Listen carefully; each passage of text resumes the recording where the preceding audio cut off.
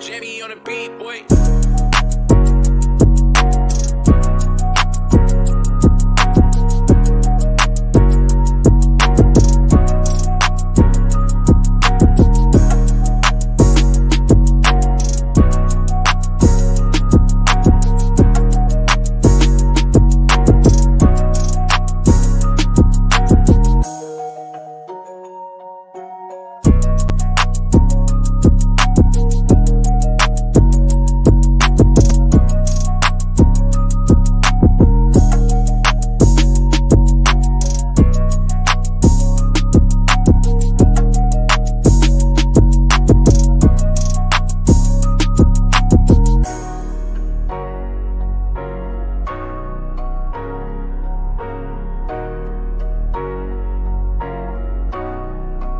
Jimmy on the beat, boy.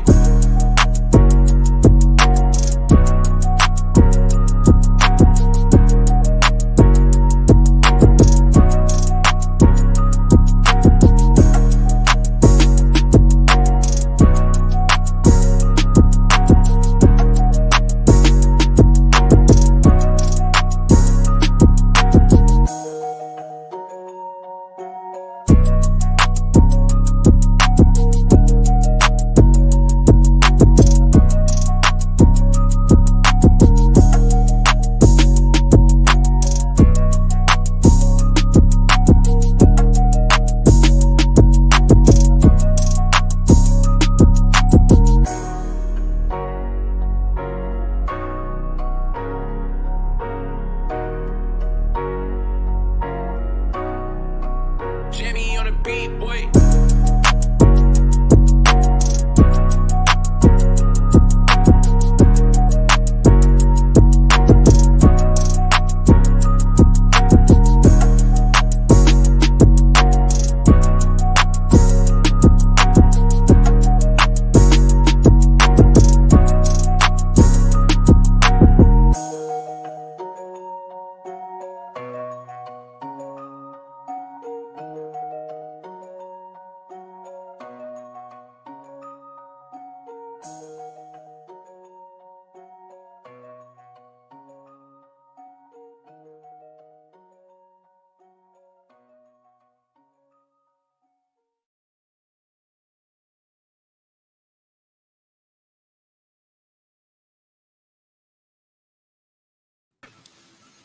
What's going on, everybody? Welcome to the GSN Sports Network podcast. I'm your host, John II, here with Cody Almas.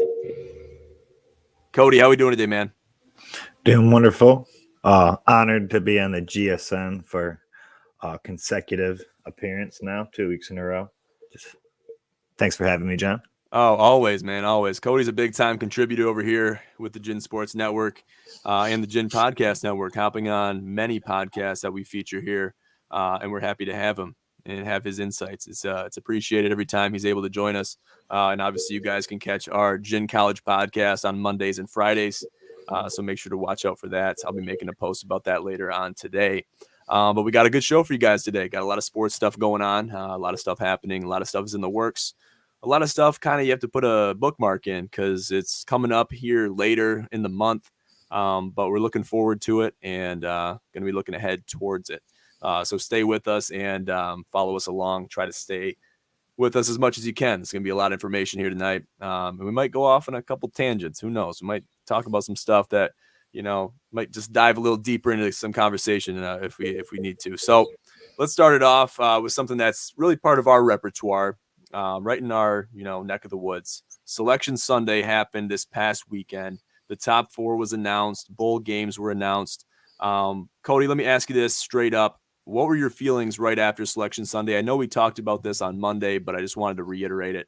What were your feelings about how the committee decided the top four and how certain bowl games were decided? Super excited. My Wolverines are there. They're a new face besides just being the team that I root for. And then Cincinnati as well, 13-0, very deserving. I think a little more than the 4 spot. But along with the new faces, some of the same biases kind of shown through. Teams like Georgia, if they weren't Georgia, man, a loss like that, this late in the season with that kind of strength of schedule, that resume, you might get knocked out of the top 4 completely. And Alabama, even though they look super good, they look like the team to beat right now, the number 1 team. Their loss is to an 8-4 Texas A&M team. And if you're a different brand, different name, sometimes you don't get those passes that Alabama and Georgia do. So those are my immediate feelings on Selection Sunday. Yeah, those types of feelings that the committee shows teams in the SEC, namely Georgia and Alabama, they just get an automatic pass. They can lose a game here and there, and it didn't hurt the committee's decision, considering a lot of these teams, they have one loss. I think every team in the top 4, except for Cincinnati, has at least one loss. And with Cincinnati not being a Power 5 team, that's obviously going to set them back a little bit just because of strength of schedule purposes and whatnot. And that holds a lot of weight with the college football playoff committee. So you have to consider that when you're, analyzing the top 4, especially, and even looking at all the rest of the bowl games in their respectable matchups. So yeah, I said this on Monday. I touched on this on Monday, how I personally don't think Georgia even deserves to be in the top 4 anymore after losing to Alabama. But that's neither here nor there. We don't have to get in that conversation today. But I just think that's an interesting dynamic that you can kind of bring to the forefront and kind of say, because, when the stakes are this high, in conference title games, to see 2 teams that faced off, one team won, one team lost in a conference title game, you see them both in the top 4. I think there's something wrong with that. Maybe that's just a personal opinion that I have that's unpopular. It might be a hot take, however you want to slice it. But I truly believe that's how it should be. What do you think? I feel like in this situation, they should have had to match up with one another right away if the committee felt this way, not hope for a potential rematch when it was pretty decisive in Alabama's favor. You know what I'm saying? Yeah, definitely. And it kind of shows some favoritism towards the SEC from the committee, in my opinion. It shows a little bit of favoritism. Whether that's the case or not, it kind of seems like they set it up that way, putting Georgia at 3 when they should have been at 4. Yeah. One losing to Alabama, in my opinion, shouldn't even be in the top 4, and then putting them ahead of undefeated Cincinnati. Yes, they're not a Power 5 team, but they're still undefeated, and they never lost when the stakes were this high. So things to consider. We'll see how it plays out here towards the end of the month and going into the new year. But there's going to be a lot of other good bowl games too. Some other bowl games I have written down that you got to look out for. Oregon against Oklahoma. That's going to be a dogfight. Let's just put it that way. You got the Peach Bowl with MSU and Pitt. That's going to be a battle of the offenses. And I'm really excited to see that. We'll see if Kenny Pickett tries to do that fake slide again. Yeah, we'll see if he was actually on the Dan Patrick show today. I was listening in. I was hoping to get the scoop if he was playing or not, because obviously he has NFL aspirations, and as some of these bowl games do have that potential to be really good, but some of their key athletes do in recent years have trended towards sitting out. And so that's just the kind of thing you don't want to see as far as quality of game. Obviously, you can't blame these student athletes for not wanting to put their body in jeopardy when they have so much going for them in the future. But yeah, he said he just got home to his home residence and hanging out with family. He hasn't decided if he's going to play or not. He also kind of spoke on the fake slide. I was pretty interested in that as well. And he said that he didn't plan it out. It wasn't preemptive. He's seen the players start to ease up, and he said he blinked and he was in the end zone. So he kind of took advantage of their rule. And he says that he believes they will make a rule now. And the news cycle's still talking about it. It's Wednesday. That happened Saturday night. So it's obviously a hot topic, and he's well aware of it. Yeah, that's good to hear. I guess I don't know. I might have to call bullshit on that a little bit. You can't tell me that he wasn't thinking about it. Maybe he wasn't thinking about it right before that play. All right, I'm going to do a fake slide on this play. But he had to have been thinking about, you know what? That's a good rule that I can take advantage of. Maybe I might try that, pull that out of my bag of tricks someday. I don't know. I don't know what's going through his head. Maybe it was totally, on the spot decision time for Kenny Pickett in that situation. But I think it was a little bit preemptive, maybe before the game, but who knows? That's all speculation. I think it'll be an integrity move, though, if he does show up to the Peach Bowl. to play his final game with Pitt. And, you know, kind of put his body on the line, you know, and I understand the mentality going into the NFL draft, declaring for the draft, not wanting to injure yourself before you get drafted. There's a lot of sense to that. But I think it's a bigger integrity move playing in the game personally. Yeah. And if he takes a book out of CJ Stroud's page and what he did to your secondary, I'd say give it a shot, bud. Add to those numbers. Definitely. There's holes in that MSU secondary for sure. Some other games to look out for: the Fiesta Bowl, Notre Dame against Oklahoma State and the Cowboys. That's going to be a hell of a matchup. That's the matchup we've all been waiting for, especially we'll be able to see Marcus Freeman showcase his skills as head coach after the absence of Brian Kelly since he departed to LSU. Then you got the Rose Bowl, Ohio State against Utah. That's the game I'm really looking out for. There's going to be opportunities there for the bettors. I'm really interested to see what that spread's going to be, especially seeing Ohio State lose so significantly to a Michigan team, strong Michigan team. But you've seen this Utah team win significantly against a strong Oregon team. So, you know, that's going to be a true battle right there. Yeah, an Oregon team that handed the Buckeyes their only other loss of the season. So it'll be interesting to see how they match up with one another. Oh, definitely. I didn't even think about that. That's a good point. I think Utah's going to whoop that ass. I don't know. I hope they do. I'll be rooting for Utah. I have to get a Utah Utes jersey. Usually I'm all Big Ten, but this year, I don't know. The Buckeyes fans have gotten to me a little bit. Wonder if I can get a Cam Rising jersey on Amazon Prime. I bet you could. Hey, we'll have to see. Then the final game I have on the list is the Sugar Bowl between Baylor and Ole Miss, which is going to be another battle of the offenses and battle of tenacity, which I like to consider all the time. And I like to consider the grit. I call it the Mamba mentality. There's certain teams out there that have the Mamba mentality. There's certain teams that don't. And some of them might be more obvious than others, but that's another game I'll be looking out for.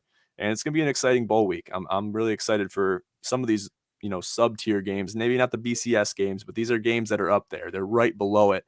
And all these teams that are mentioned here in these, you know, these big bowl games, the Rose Bowl, Sugar Bowl, Peach Bowl, Fiesta Bowl, these are all teams that would be in the top 12 if we had a 12-team, you know, format. So that's something to think about too. And I think the committee is thinking about that as well as they consider the expansion going into the next season. So hopefully that happens, man. I'm looking forward to the expansion if it happens.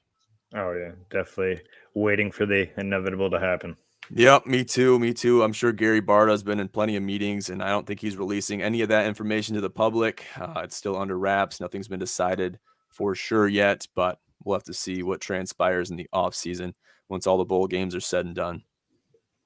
Good deal.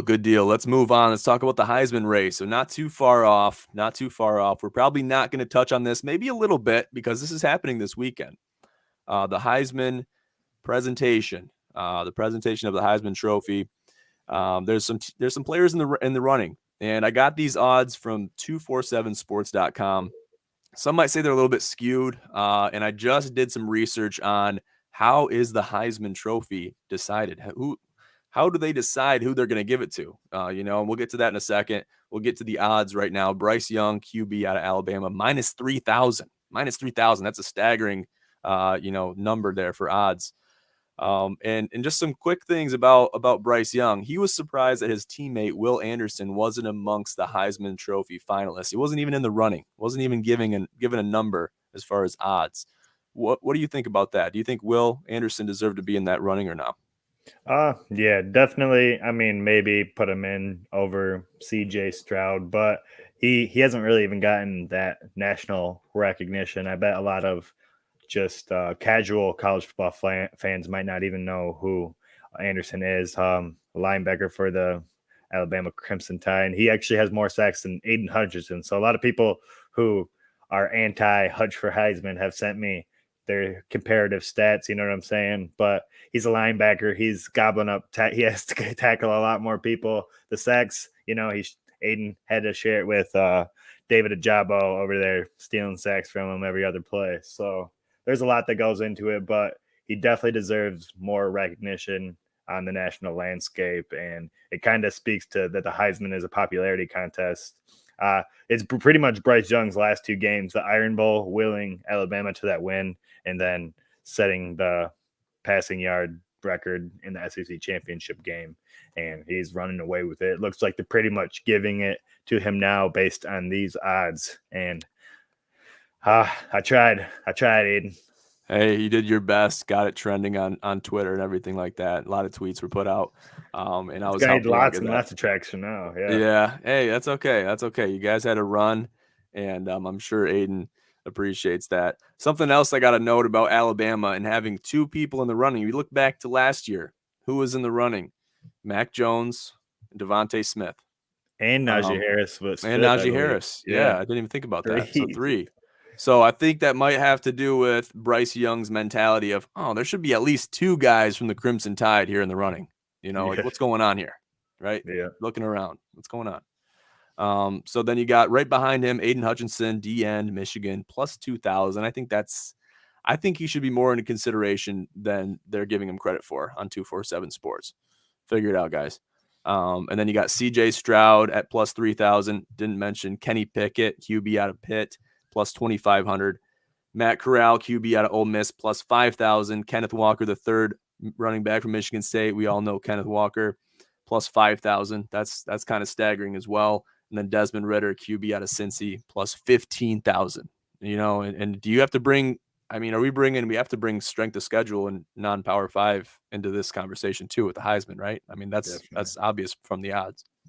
Definitely. Yep. Yeah. And So what was I going to say? Oh, and Kenny Pickett. Yeah, that's a lot of people for his argument because they invited 4 of them to New York, and Kenny Pickett it's Kenny Pickett, Aiden, Bryce Young, and CJ Stroud. Kenny Pickett, he lost to Western Michigan in the beginning of the season. So you can take a look at that, and I don't think anybody else on their team lost to such a lesser team. Yeah. I mean, Western Michigan, Yeah, exactly. And he's got to be considered. These guys are all strong athletes in their own right, so it has to be considered day in and day out. So how's the Heisman decided? So I got this information just recently. It says, except for the one vote based on the fan voting, the balloting is based on positional voting, whereby each voter identifies 3 selections, ranking them in order. Each first place selection is awarded 3 points. Each second place selection is awarded 2 points, and each third place selection is awarded 1 point. So it's based on the voters. We actually got a comment from your dad here, Cody, and he kind of alluded to what I'm just saying too. So yeah, it's kind of an interesting format on how they decide it, but they have their own ways about doing it, and they have their own system. CJ Stroud did not play in a conference championship game, Dad. Hey, you can't really blame him for not being a big Ohio State fan. We'll give him a pass there. Yeah. But yeah, it is a lot to do with popularity. It's like people are arguing Aiden Hutchinson shouldn't have gone to New York. Jabril Peppers got to go to New York back in the day, and I think that Aiden Hutchinson has had a lot more of an impact in this team's success than Jabril Peppers did. Nothing against Jabril Peppers. I loved him as a player, but he just kind of had that hype. He was hyped up since he was a recruit, and yeah, definitely a lot of popularity goes into it. Yeah, popularity, strength of schedule, certain teams, obviously the Alabamas, even I could throw the Michigans in there, but basically the SEC teams and the big major Power 5 teams that you see consistently, at least within the top 10, they're strong runners every single year. They're always putting out somewhat of a strong team under a strong coach, and that's kind of how they consider it. They consider those things based on a popularity contest. Having somewhat of like a narrative to it, as in like Michigan's a defensive end could be the second defensive player since Charles Woodson, so there's always some kind of narrative that might play along into it. Oh, definitely. Just like MVPs in the NBA and the NFL, especially in the NBA, the MVPs is year to year. Sometimes it should be the same guy, but they don't like to go back to back, so they give it to Giannis or Harden, or they just switch it up. So definitely has some of that same aspects. Definitely, of course. So we'll be looking forward to the Heisman race happening this Saturday, the 11th of December. We'll be looking out for it. It'll be a good one. And we'll see if 247 Sports and the rest of the projections are correct in assuming Bryce Young to be your next Heisman winner. So we'll have to see what happens. Let's move on, though. Let's talk about the NFL a little bit. So the Ravens lose to the Steelers in a last-minute 2-point conversion from John Harbaugh. That was kind of a bold decision. I do respect the decision that he wanted to win the game. Okay, he did want to win the game. to come down the field, do the 2-minute drill, and to even get a touchdown, though, to even have a possibility of forcing overtime, I think that's impressive within its own right. I think you got to go for the extra point in that scenario. You have to do it. If the tables were turned, maybe you got a couple minutes left to make something happen, or even go for an onside kick and try to get the ball back, then that's a different story. But we were talking about, there's no time on the clock. They might have been 1 second left. What do you think about John Harbaugh's decision to go for 2 in this scenario? Yeah, John Harbaugh, big analytics guy. So he just weighs the odd. Like if it says he should pick up the 4th down or like the conversion, that's what he's going to do. But in this situation, a conference game, I think you got to take a little bit more thought. How your offense has been operating the last few games, struggling to put up 19 points and then 16 in the last couple, losing to the Dolphins before that. I think you got to play for overtime to try to get a win in this division and this NFL this year, the landscape, how it is. And with the injuries the Ravens have had to their running back crew, their safeties, defensive backs, you have to find ways to win. And I understand you just want to end it there. But, yeah, I think you got to play for an opportunity there and not just all put it on the line, because now you got to go back to the Browns. The Browns have their own problems, but you got the Packers, the Bengals, and the Rams after that. So it's not getting any easier for the Ravens and their struggles as of late. Yeah, it's not getting any easier. Lamar Jackson hasn't really been impressing us. And I think a lot of expectations are brought to these quarterbacks. Quarterbacks like Patrick Mahomes, even quarterbacks like Matt Stafford that have been seeing a lot of success with the Rams. And then obviously Lamar Jackson too. They're held to such a standard where, I feel like a lot of times, and Lamar really hasn't impressed me a whole lot this year. He hasn't been showing us the Lamar Jackson we've seen. All the years he's had success, his running game and his running backs, Mark Ingram before and Gus Edwards, all those guys. Now, J.K. Dobbins, their running back of the future, was out before it even started. And then Gus Edwards, they had to bring on Le'Veon Bell, Devontae, guys like that. So they are struggling as far as that. And he does not have anybody to help him. But it's not an excuse. I mean, Josh Allen the other night threw rockets in the wind, and his running game hasn't really been able to help him out that much, but he's still able to complete passes and move the offense down the field a little bit more efficiently than Lamar has. And he doesn't have that running game either. Yeah, I know. It's almost like he's stiffened up a little bit. He's still a young guy, but he seems more stiff when he's not as versatile. I look at Josh Allen. He looks so smooth, looks so limber, and he's very flexible, where it's like he can just run the ball, no problem, get 20, 30 yards, and Lamar, I think, can do that, but I don't know if he has the confidence to do that. And I don't know if he took a couple hard hits or what, but he's losing that confidence, and he needs to get that back because, like you said, he was counting on these other players to really boost him and his morale and the entire morale of the Baltimore Ravens. And that essentially made, it all falls on the quarterback, makes the quarterback look good, no matter how, if the offense is great, then it falls on the quarterback. If the offense is trash, it falls on the quarterback. So that has to be considered when you're looking at the Ravens offensively. And he's been falling short. And he's been doing what he has to do to win some games, but they should be doing a lot better than they have been. Yep, they're lucky to be sitting there at the top of the AFC North. But like I said, Cincinnati's right behind them, and they got a tough schedule going forward. Yes, they do. They just lost a tough game against the Chargers, and their future is not looking too easy either. So it's going to be interesting going down the stretch to see who the conference leaders are and in the certain regions. Let's move on. Let's talk about the Patriots and the Bills. Monday Night Football. This one really hurt me because I called the Bills against Stainer. I actually live bet it, and that was another game that was hard to watch. That reminded me of the Ravens and Browns game, which was also very difficult to watch, and also on Monday Night Football. So, I mean, I don't know what it is about Monday Night Football, but these games they're tough to watch. They're nail biter games, and they shouldn't be. You can't see the offense click. I can see why it was a difficult game to watch on this Monday. We can talk. Go ahead, Cody. Let's hear about how these conditions were. They were absolutely brutal in Buffalo.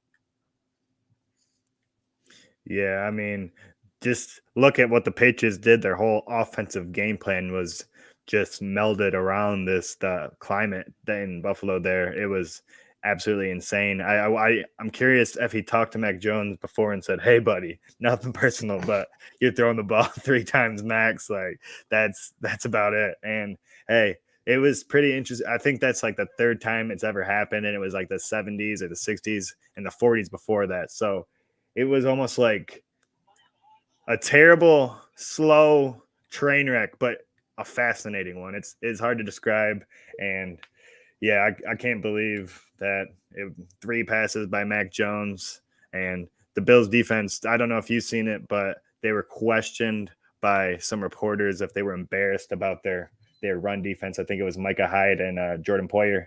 And yeah, they pretty much told that reporter off. They said, "Are you kidding me, man? It was one big run." And we held them that. still. It was at the end of the game. 14-10, still 14-10, So they were pretty pissed off, and they're like, "We'll remember that." So it's going to be interesting to see how the Bills respond. 7-5, still 5 games to go.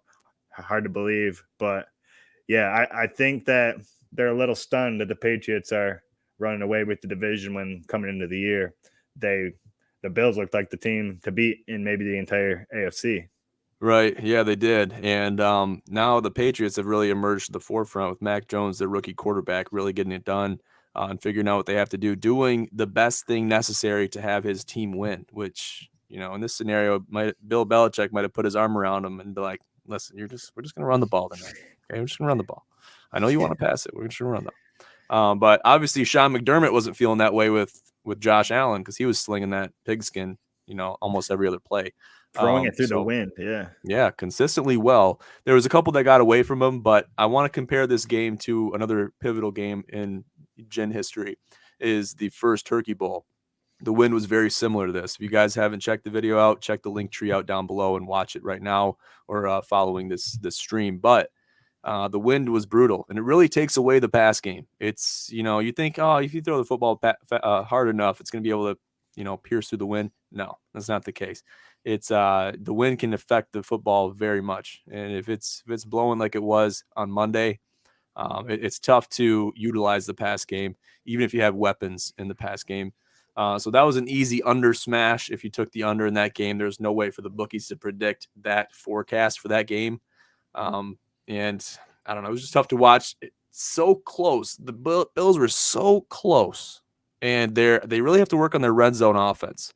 I think they were in the red zone 3 or 4 times and couldn't convert a touchdown.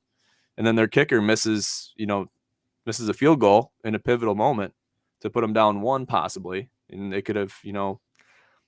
I don't want to rewrite history, but that was a tough one to watch. And I live bet the Bills. I got them plus like 160 when they were down. Things weren't looking good, but it is what it is, man.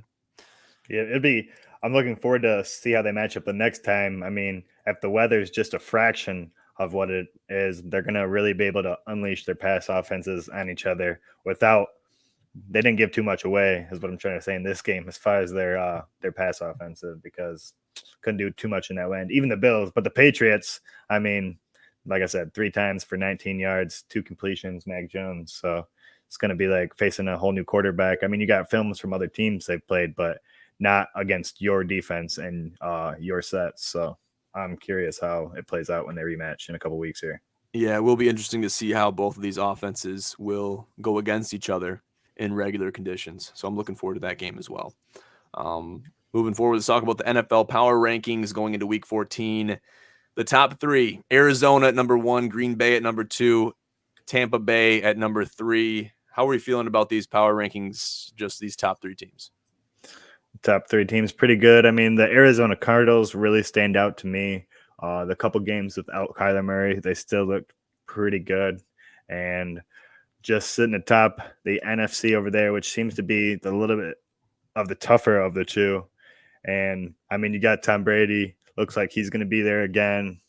Green Bay, I really hope Aaron Rodgers gets his foot thing figured out. I need him to come through for me as playoffs are starting in one of my fantasy leagues, and I need Aaron Jones and Aaron Rodgers to do well. You know what I see in that top 3 is I see experience. Excluding Kyler Murray being the youngest of the 3 quarterbacks, I see experience with Aaron Rodgers and Tom Brady, obviously. They're the 2 grandfathers of the NFL as it stands today. And to see their confidence in their experience is really something to watch. And we're living in a great time right now to be able to watch football and appreciate the football that we have to watch. And these are the quarterbacks that you're going to hear about when our kids are growing up. Be like, oh yeah, remember Tom Brady? Oh yeah. Oh, Yeah. Aaron Rodgers, yeah, remember him. So that's what these guys are going to be like. You're going to remember them like grandfathers. So that's something to consider too. That's what I see in this top three. I don't know. I think at least one of these top three teams will be in the Super Bowl. And I'm looking for it to be. I mean, Tampa Bay, they're always going to have a chance. They're always going to have a chance. They're a postseason football team. Tom Brady really preaches the postseason gameplay, the offense. He really preaches that narrative. And Green Bay, they're no strangers to the post game or to the postseason either. So you got to watch out for these teams if you're facing them, and got to watch out. It's either going to be Tampa Bay, Green Bay, or Tampa Bay Patriots. I want to bet on the Tampa Bay and Patriots. Just that narrative, Bill Belichick, Tom Brady, and that's one thing I wanted to say is I've enjoyed about this year though is kind of that has stopped with the Buccaneers doing well and the Patriots doing well. It's not Belichick versus Tom Brady. Everybody's just kind of appreciating both of them right now, but I know everybody's waiting to pit them against each other too. So don't be surprised if those are the two teams at the end of the year, man. Hey, the way Mac Jones is playing, he's playing like a franchise quarterback. He might be the next Tom Brady. Don't want to say that too loud, but. Yeah, that's like people are making that comparison, and people aren't trying to say, oh, he's Tom Brady right now, but he looks like Tom Brady when he first started. He's just doing what he has to, managing the offense, having a complementary defense that is playing their ass off, and doing what he has to be a part of a successful team. So those are the comparisons they're making. They're not calling him the GOAT yet. They're just saying no, they're not. He's doing Tom Brady-esque things at this point in his career. There's Tom Brady-esque posts being made of Mac Jones. You see, pictures of Mac Jones in the locker room with a cigar in his mouth. Looks like a Twinkie. And that's kind of what Tom Brady looked like in combines. He didn't look like the most athletic human being just looking at a picture of him. You'd look at pictures of him. Oh, do you think this guy's going to be a multi Super Bowl winner? They're going to call him the GOAT someday. Did you look at him and see that? Probably not. No. So, I mean, Mac Jones, I guess his accolades coming out of college, coming out of Alabama, they were a little stronger initially right off the bat, especially if you're looking at, draft position and things like that. So that has to be considered as well. But there's some similarities here between Mac Jones and Brady. And I think Belichick sees that, and he's trying to mold him into a future Tom Brady. So we'll see what happens with that. And that'd be a hell of a Super Bowl. That'd probably bring in some record numbers as far as viewership. Definitely. Good deal. Let's look at some other stuff. CJ McCollum with the collapsed lung. He is out tonight against the Warriors alongside Damian Lillard. So our thoughts and prayers are with CJ McCollum and his family as he recovers. Good thing they caught this one because collapsed lungs can be very dangerous if you don't catch them in time. So that's kind of a scare for any athlete. It's probably going to be a wake-up call for a lot of athletes that are performing in high-endurance sports. So that has to be considered. That has something to do with the spread tonight, too. Usually this spread would be a little bit tighter.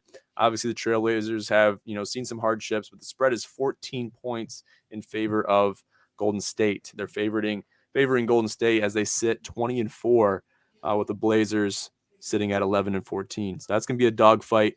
I don't know. I think if Golden State goes off, they can easily cover that spread, especially without McCollum and without Damian Lillard. So we'll have to focus on that. Man, CJ McCollum and Damian Lillard, I love watching both these guys play. I just hate to see them wasting away over there in Portland, and it looks like it's just going to be another waste of a year. But speaking on the Warriors, this is without Klay Thompson, too. Just imagine when they get Klay back in the Splash Brothers. The Warriors look like they're determined, and they're trying to put the league on notice.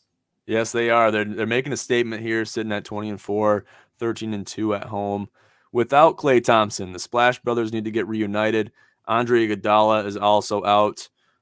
So, they're doing good with what they have. They have a strong core. They went really hot here a couple of years ago. Then they kind of cooled off a little bit. Then gave the limelight to the Lakers and the Suns.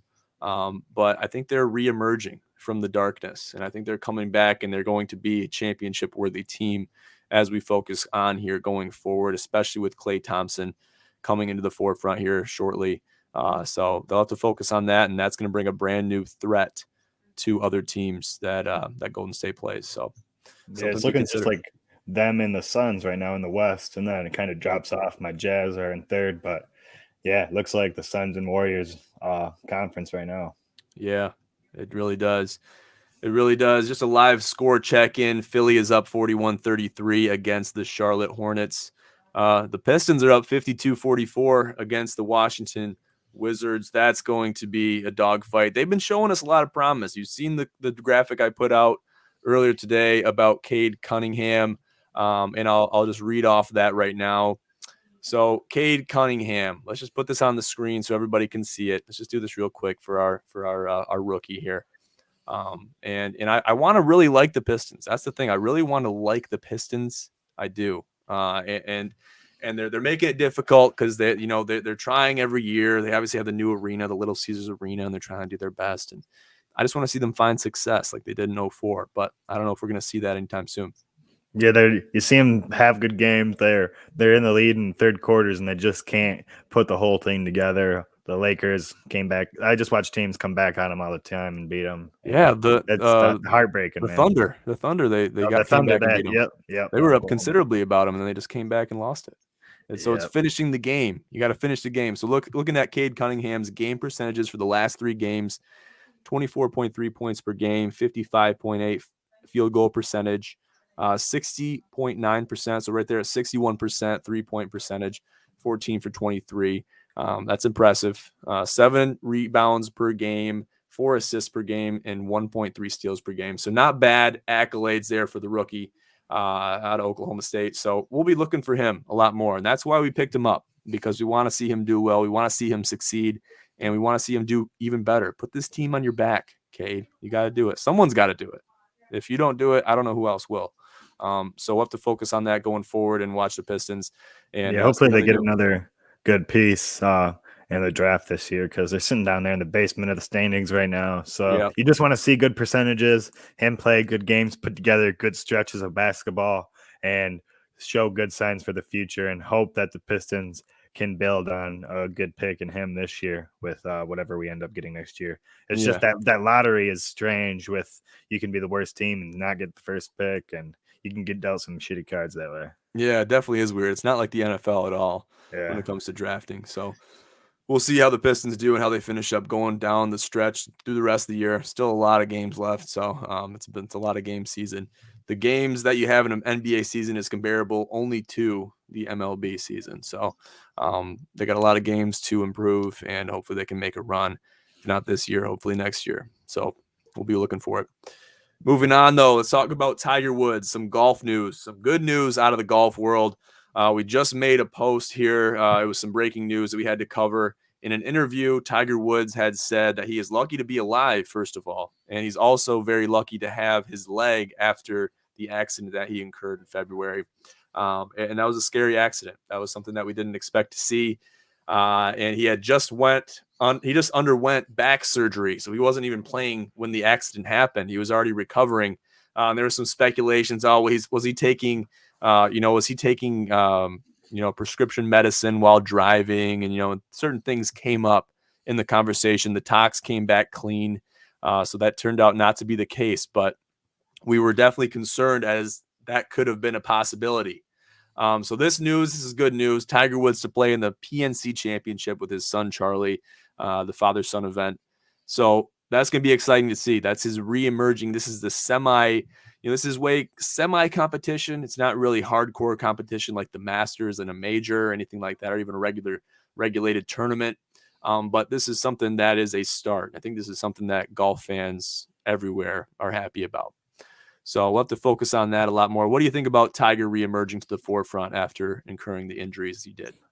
Hey, man, I might be watching golf for the first time since he got in that accident. I mean, and that just kind of speaks to what Tiger has always meant and done for the sport of golf, even through all of his adversities and personal issues and everything. We're all rooting for him to come back, or at least everybody's watching. And I bet this PNC Championship, I don't know how much viewership it normally receives, but it's going to be doubling, tripling it this year, setting records, because people are going to be tuned in to see what he's doing, especially now that he's doing it with his son. I mean, he's doing what like LeBron James dreams of doing, or some of these athletes that are extending their careers past, they're beating father time. They're just doing what he's dreaming of doing, and going to be able to compete in the same tournament as his son. It's pretty special, and I'm happy for Tiger Woods. Yeah, me too. It's a big thing for the game of golf. And everybody loves a great comeback story. So to see this happen, especially for ratings and, things of that nature, for people that might not watch golf on a weekly basis, if Tiger's not a part of the conversation, this is good for the sport of golf, good for ratings, and good for the sport in general. So that has to be considered as well. And I hope Tiger is doing well and recovering quickly, because we want to see him out there on the pitch as soon as possible. So that's going to be exciting stuff. Good deal. Good deal. Final topic here for tonight. We got UFC 269 coming up this Saturday, the 11th, following the Heisman Trophy presentation. It's going to be Charles Oliveira against Dustin Poirier. That's the lightweight title bout. The last time we've seen Poirier was when he beat McGregor in a decision. It was a doctor's decision, because we've seen what happened to Conor McGregor's leg. He shattered it in a kick. And that's why you don't do low kicks. All right. You don't do low kicks, because for that exact reason, you can shatter your own leg, friendly fire, and it's not going to be well. It's not going to be good. So let's just put it that way. Another matchup on that card, the women's bantamweight title bout, Amanda Nunez against Juliana Pena. That's going to be another big matchup there. Everyone loves Amanda Nunez. She's the champion in the bantamweight division for the women. So that's going to be very exciting stuff. And I love watching Amanda Nunez fight. She kind of stands alone when it comes to UFC, women's UFC. And that's going to be, she's really the woman to beat. She's sitting there minus 900 against Juliana Pena, where she is plus 600. The odds for the Poirier-Charles Oliveira fight is Poirier minus 160, Charles Oliveira plus 140. So that's going to be one to bet. And Charles Oliveira is sitting there as the champion. So he's the underdog and he's the champion. Is he going to be holding on to that belt at the end of the night? That's the question to be asked right now. I'm going to have to talk to Seth, because he is a big UFC bettor. Maybe he can give me some insights on that. There might be some opportunities for the bettors out there this Saturday. Then you got Jeff Neal fighting Santiago Ponzinibbio in the welterweight bout. And that's going to be a battle. That's going to be a battle as well. Another one out here that's a big favorite is Raulian Paiva against Sean O'Malley, the colorful-haired guy. And he's been showing up on a lot of social media posts and videos like that. He's a really funny guy. He's actually, he's a character. So I think he's under like the Conor McGregor branch of fighters too. Yeah. That Irishman, O'Malley. Oh, yeah. Yeah, he is. He's got some Irish in him for sure. People ask him all the time if he's Irish, and he has to say yes, and he actually is. So there's something about Irishmen and UFC fighting that I think there's comparisons to be made. Cody, I got to ask you, with your red hair, are you Irish by chance? Definitely. Yep, that's. Oh, you are? Oh, yeah. Yep. But I do get asked that, 'cause that's the first thing people will be like, "Oh, are you Irish?" Yeah. So. Well, at least it kind of fits the stereotype, though. I think it's a cool thing to be Irish, I think. Oh yeah, I mean, even back in the day, like when I'd be working at nightclubs and bars, UFC fights, Connor's fighting, and I'd have my fade and my beard just super short. People were like, "Dude, what are you doing? You're supposed to be fighting, man. Get out there, McGregor." I'd be like, "Yeah." That's funny. Wow. Yeah. So, anyways, guys, watch out for UFC 269 coming up this weekend on pay-per-view. It's gonna be a good fight. It's gonna be a good card to watch all over the place. And I'll be looking forward to it. Prelims, early prelims, and the main card. It's all gonna be great. So I just listed off the main card. Not gonna go through the prelims and early prelims or anything like that. You'll see those on TV on ESPN before it goes to pay-per-view. So watch out for that. And if we got any bets that we're gonna put out for UFC stuff, I'll get in touch with my guys, Seth, and some others that are big in betting UFC fights, and we might release some bets for you guys. So good stuff. Cody, you got any final statements before we sign off today? Nope, I'm all good over here. Good deal. Good deal. I want to thank everybody again for tuning into the Gin Sports Network podcast. Make sure to follow us on all social media outlets via the link tree down below at the bottom of your screen for those of you watching live. And for those of you listening on Apple Podcasts or Spotify or anywhere else, make sure to find that link tree link in the description of the podcast. It's there. Check it out. Utilize it for your enjoyment. I'll leave it at that, though, guys. Thanks again for tuning in to the GSN podcast. I'm your host, as always, John J. II with Cody Almasi. Have a great night.